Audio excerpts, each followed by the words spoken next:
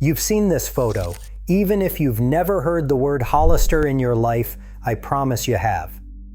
A heavy-set man slumped sideways on a Harley Davidson, a beer bottle clutched in each fist, dozens of empties scattered around his boots, a loose, drunken grin on his face, like he owns the entire town and everyone in it.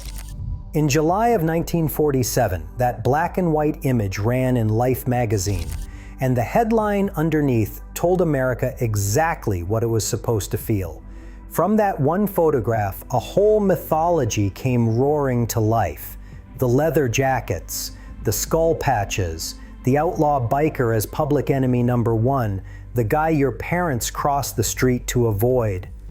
There is just one tiny problem with the most feared image in the history of motorcycling.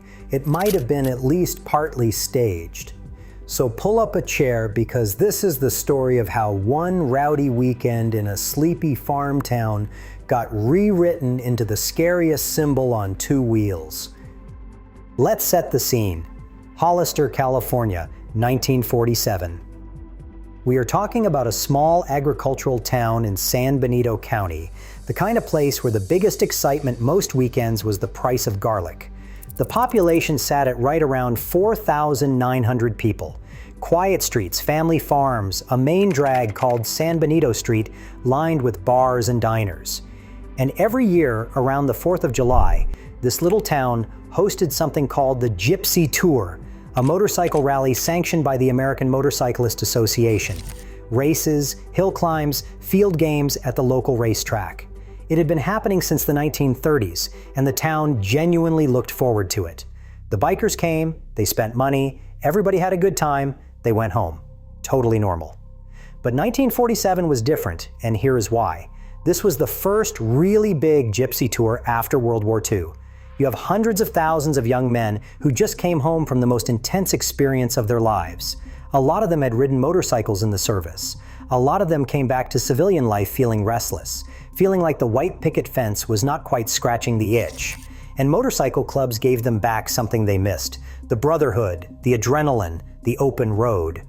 So when the 1947 Gypsy Tour rolled around, these guys came out in numbers nobody was ready for. The most commonly cited figure is around 4,000 motorcyclists. Now do that math with me for a second. A town of about 4,900 people and roughly 4,000 bikers just showed up. The riders basically doubled the population of Hollister over a single weekend. The American Motorcyclist Association said it had officially registered around 1,500 riders, and then admitted at least that many more had rolled in without registering at all. And the entire Hollister police force, the people responsible for keeping order during all of this, was 7 officers. 7. That is not a typo. So you can already feel where this is heading. For the first day, honestly, it was great. The bars were thrilled. Imagine running a tavern in a tiny town and suddenly thousands of thirsty customers pour through your door. It was a gold rush. But somewhere between the 3rd and 4th beer, the energy shifted. Riders started drag racing their bikes straight down San Benito Street, weaving through traffic, popping stunts in the middle of the road. Beer bottles started flying and shattering on the pavement. Guys were riding motorcycles right into the bars through the front doors, because apparently in 1947, that was the height of comedy. The streets filled with broken glass and exhaust smoke, and the sound of revving engines bouncing off the storefronts. It was loud, it was reckless, and it was getting out of hand fast. So the bars did the smart thing and stopped selling beer. They shut down early to try to cool everybody off. The town called in backup, and about 30 officers from the California Highway Patrol came rolling in, some of them carrying tear gas guns. They cordoned off a 2-block stretch of the main drag, basically fenced in the rowdiest part of the party. A special night court got set up to process the troublemakers on the spot. And here is the part that the legend always forgets to mention. It worked. By Sunday and into Monday, the riders packed up and left, and the town went right back to normal. Now let's talk about the actual carnage, because this is where reality and myth start punching each other in the face. After a weekend that supposedly terrorized a town, the final damage looked like this. Around 50 arrests, almost all of them for stuff like public drunkenness, reckless driving, and disturbing the peace. Somewhere between 50 and 60 people were treated at the local hospital, and only 3 of those were serious. We are talking a broken leg, a fractured skull, the kind of thing you get from doing motorcycle stunts while hammered. And almost all of those injuries happened to the riders themselves. Contemporary accounts reported no injuries to local residents at all. Nobody died. There were no shootings. There were no killings. The whole thing was basically a giant drunken frat party where the people who got wrecked were mostly the ones throwing it. One member of the Hollister City Council summed it up perfectly. He said the trick riders did more harm to themselves than they did to the town, and that luckily there was no serious damage. The local police chief reportedly described the whole weekend as, and I'm quoting, just one hell of a mess. Not a war zone, not an invasion, a mess. The kind of thing you say while sweeping up broken glass and shaking your head. And the booze fighters weren't the only club in town that weekend. Hollister in 1947 was packed with these post-war riding clubs, outfits with names like the Pissed Off Bastards of Bloomington, the 13 Rebels, the Market Street Commandos, the Top Hatters, and the Galloping Goose. A lot of them were made up of the same kind of guys, young veterans who had come home from the war and found ordinary life a little too quiet. They formed clubs the way they had formed units overseas, tight, loyal, a little reckless, looking for the next rush.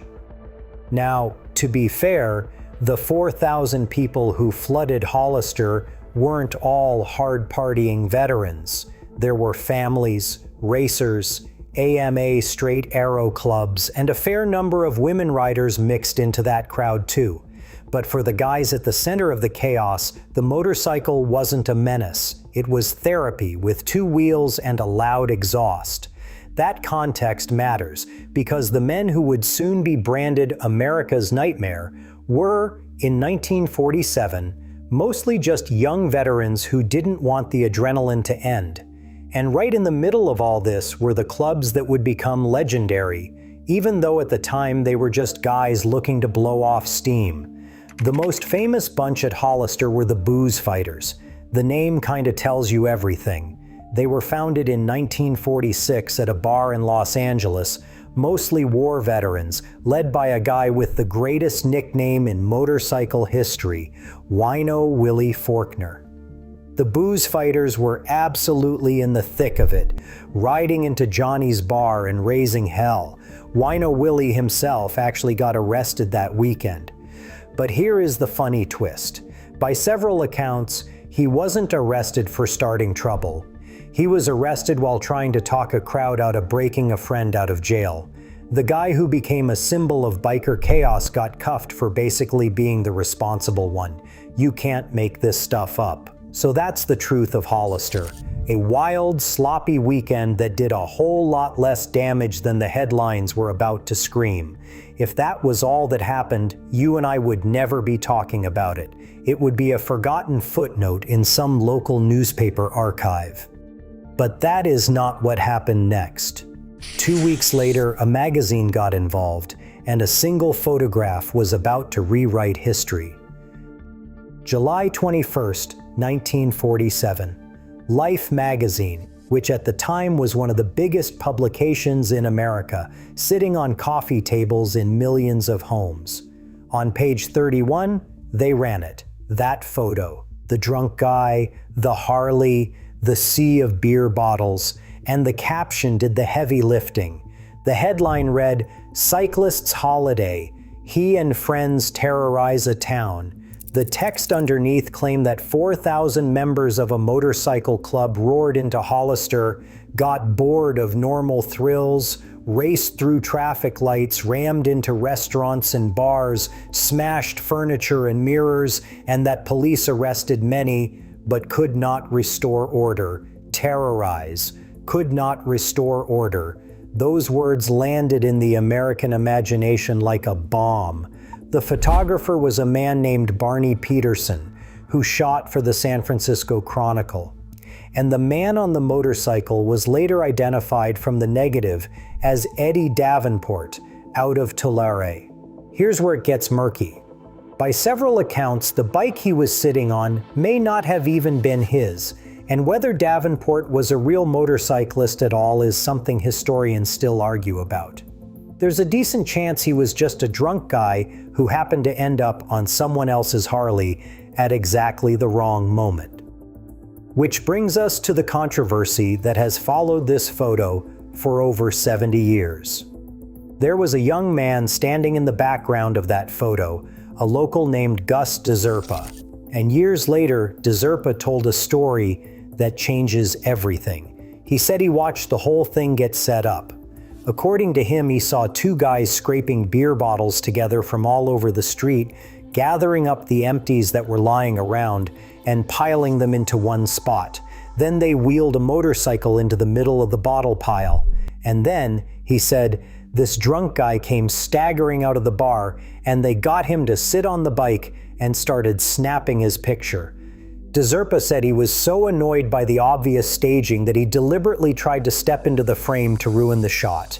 If you look at the original photo, there's actually a guy standing behind the bike looking slightly out of place.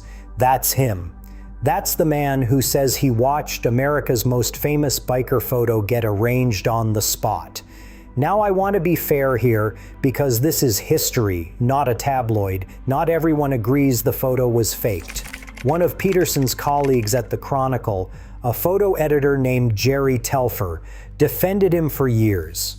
He insisted Barney was not the kind of guy who would ever fake a picture, that he had a serious sense of ethics about his work, and Peterson himself never confirmed any staging before he passed away. So we can't say with 100% certainty that it was posed. What we can say is that the most influential image in biker history rests on a foundation of, at best, serious doubt. An eyewitness who says he watched it get built like a movie set, a subject who may not have even owned the bike, and a magazine that slapped the word terrorize on a weekend where the real terror lived mostly in the headline. And life wasn't working alone. The press had already lit the fuse 2 weeks earlier. The San Francisco Chronicle ran a story headlined "Havoc in Hollister," written by a reporter who described what he called an outburst of terrorism, with bottle barrages supposedly raining down from rooftops and motorcycles screaming through the streets at high speed. Now those were the newspaper's words, not a neutral account of what happened, and that distinction matters. The New York Times picked the story up too. The local Hollister paper actually pushed back on some of these claims, and even the AMA's own motorcycle publications accused the mainstream press of cranking up the drama for sales, with one of them basically saying that modern newspapers glory in the sensational.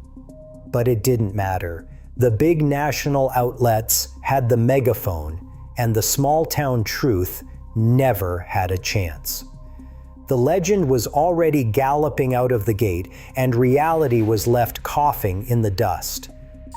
So now we have a country that believes a motorcycle gang invaded and terrorized an American town. The image is planted, the fear is planted, and then, 6 years later, Hollywood showed up to pour gasoline on it. It started, weirdly enough, with literature. In January of 1951, Harper's Magazine published a short story by a writer named Frank Rooney called Cyclists' Raid. Rooney had read the sensationalized Hollister coverage and turned it into fiction, a dark little tale about a motorcycle gang descending on a small town with tragic results. The story was good enough to get anthologized in a Best American Short Stories collection, and it caught the eye of a Hollywood producer named Stanley Kramer. Kramer turned that short story into a film. The film was called The Wild One. It came out at the end of 1953, and it starred a young Marlon Brando at the absolute peak of his magnetic, mumbling, impossibly cool powers. Brando played Johnny Strabler, the brooding leader of a fictional gang called the Black Rebels Motorcycle Club. He wore a leather jacket, a tilted cap, and an attitude that said he could not care less about you or your town. Lee Marvin played a rival gang leader named Chino, a character a lot of people believe was modeled on our old friend Wino Willie Faulkner from the Booze Fighters. And then came the line, the one a lot of people know even if they have never seen the movie. A girl asks Johnny, "What are you rebelling against?" Brando, barely looking at her, answers, "What do you got?" 2 words, that is it. And in those 2 words, the entire attitude of the American outlaw biker got crystallized forever. Rebellion for the sake of rebellion. Cool, detached, dangerous, and completely uninterested in your approval. The movie was a cultural earthquake. It was actually considered so provocative that it got banned in the United Kingdom until 1967. Think about that. 14 years of British censors saying no, too dangerous, cannot show this. And here is my favorite irony in this entire story. The bike Marlon Brando rides in The Wild One, the machine that helped fuse the outlaw image to motorcycling forever, is a Triumph, a British bike, not a Harley. The single most iconic outlaw biker in film history was riding the wrong brand the whole time. Brando himself, by the way, later said that nobody involved with the movie ever imagined it would actually inspire real-world rebellion. But that ship had already sailed, and it was doing about 90 miles an hour. So now we have the photo, the press, and the movie all working together. The public has a fully formed picture of the outlaw biker in its head. And that picture needed a flag. A symbol, something the bikers themselves could wear like a badge. And that, my friends, is where we get to the 1%. If you've spent any time around motorcycle culture, you've heard the term 1%er. You've seen the little diamond-shaped patch with 1% on it. And you've almost certainly heard the origin story because it gets repeated absolutely everywhere. The story goes like this. After Hollister, the American Motorcyclist Association supposedly released a statement saying that 99% of motorcyclists are law-abiding citizens, and the other 1% are outlaws. So the outlaw clubs heard that, laughed, and proudly claimed the 1% for themselves. Great story. Clean, simple, perfect. The AMA says it never actually said that. When researchers went digging for the original quote, they came up empty. The AMA's own public information director has gone on record saying that, yes, the 1%er term gets attributed to them constantly, but they have never been able to find any AMA official or any published AMA statement that actually used it. In other words, it's apocryphal, a myth about a myth. Nobody can point to the document, the press release, the speech, anything. It's one of those stories that became true simply because everyone repeated it for decades. So where did 1% actually come from? The most solidly documented trail doesn't lead to Hollister at all. It leads to a different rally in Riverside, California, the very next year in 1948, where the aftermath produced a reference to a small percentage of irresponsible riders hiding behind the decency of the other 99%. That framing of the 1 and the 99 appears to be the real root. But the exact AMA quote everybody loves to cite, there's no receipt for it. Doesn't matter though, because the symbolism was too good to pass up. The outlaw clubs took that 1% and wore it like a crown. The diamond patch became a mark of belonging, something you had to earn through prospecting and full membership. It became club property. To this day, wearing a 1% diamond when you haven't earned it is treated as a serious offense in that world. A leftover insult got transformed into the proudest badge in the entire culture. Real quick, if you're enjoying this dive into how myths get built, do me a favor and hit subscribe. I dig into the weird, tangled true stories behind the symbols we all think we understand, and there's a lot more where this came from. All right, back to it, because this is where the symbol stops being a costume and starts becoming something people genuinely feared. To understand the fear, you have to meet the clubs that turned the image into a way of life. The most famous of them all, the Hells Angels, was founded in 1948 in Fontana, California, drawing heavily on members from an earlier club called the Pissed Off Bastards of Bloomington. One of those former bastards, a man named Otto Friedli, is commonly credited as a founder after a falling out within the older club. The name itself came from World War II aviation squadrons, suggested by an associate who had flown with the legendary Flying Tigers. And from the very beginning, the club had its winged death's head logo, that grinning skull in a flight helmet that would eventually become one of the most recognizable and feared emblems in American subculture.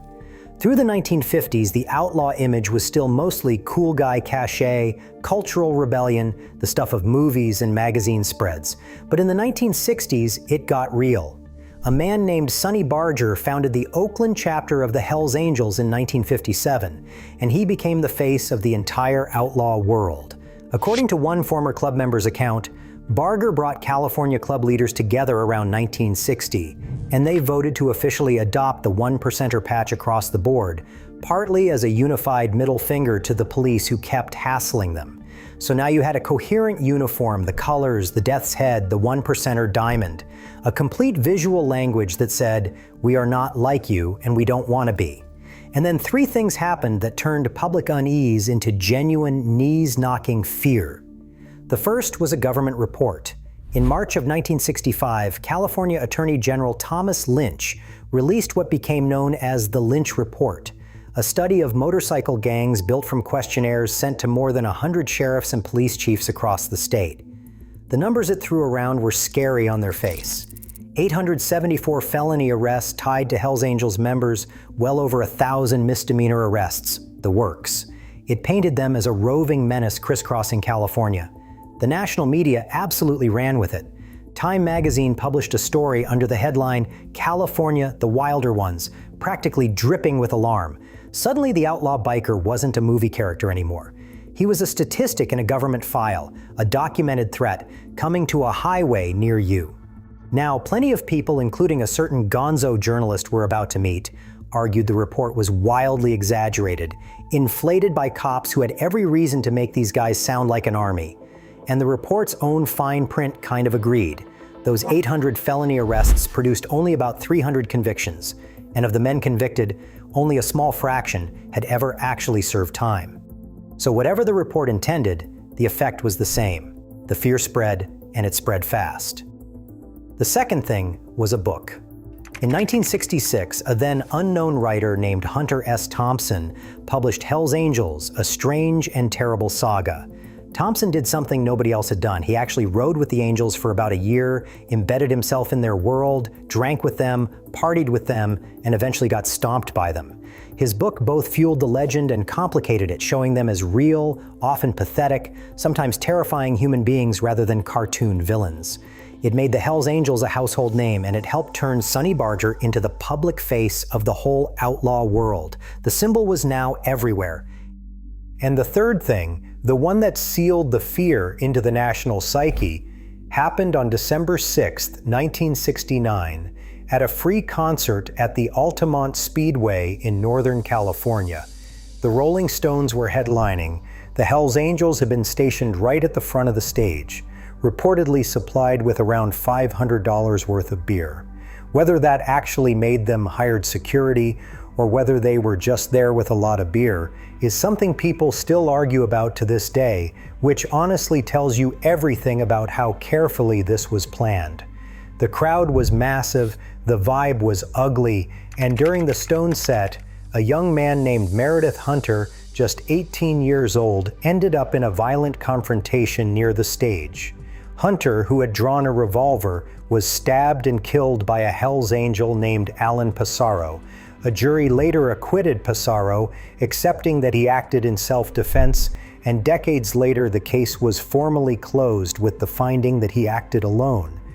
But the damage to the public image was total and permanent. The whole thing was caught on film.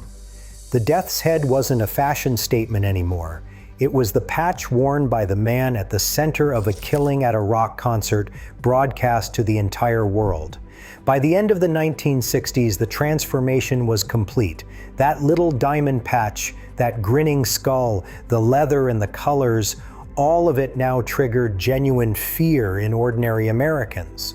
Law enforcement began formally classifying clubs like the Hells Angels as outlaw motorcycle gangs, grouping them with a handful of others as the most serious players in that world.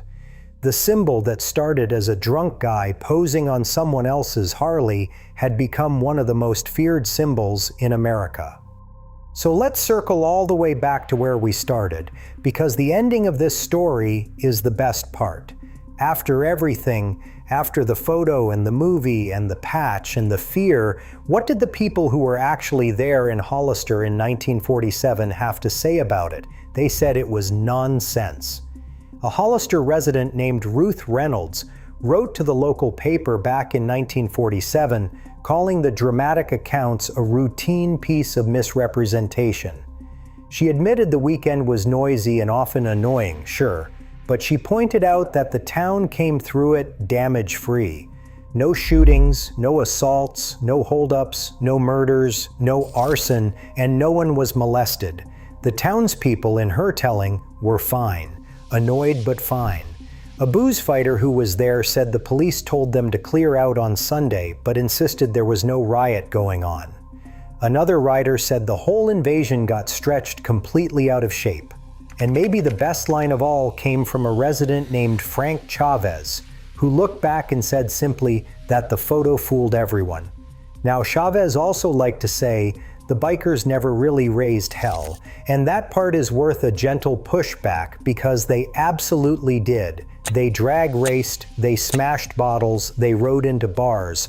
What he was really getting at is the thing that actually matters here. They raised a rowdy, drunken, annoying kind of hell. They did not terrorize the town and they did not destroy it.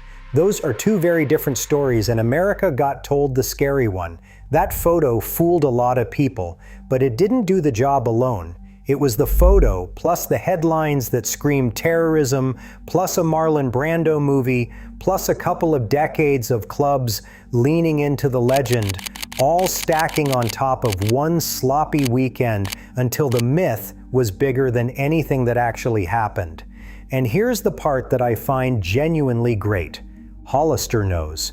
The town leaned all the way into the legend it never quite earned. Johnny's Bar, the very place those booze fighters rode into, now proudly calls itself the birthplace of the American biker. And every year, thousands of motorcyclists make the pilgrimage to Hollister for a rally that celebrates a riot that was never really the riot everyone remembers. That's the strange magic of a symbol. It doesn't have to be true, it just has to feel true. The most feared image in motorcycling didn't start in violence or blood or some great criminal mastermind's plan. Real violence would attach itself to that patch later, no question. But the symbol itself was born in a pile of swept-up beer bottles, a borrowed Harley, a drunk guy who could barely sit up straight, and a magazine that knew a good headline when it saw one. The fear became real. The legend became real. But the weekend that started it all was far smaller, far messier, and far more ordinary than America was ever led to believe. If this kind of story is your thing, where the symbol everybody fears turns out to be built on something way stranger than the truth, then stick around. The video on screen digs into another piece of history that got rewritten right under everybody's nose, and I think you are going to love it. Hit subscribe, and I will see you in the next one.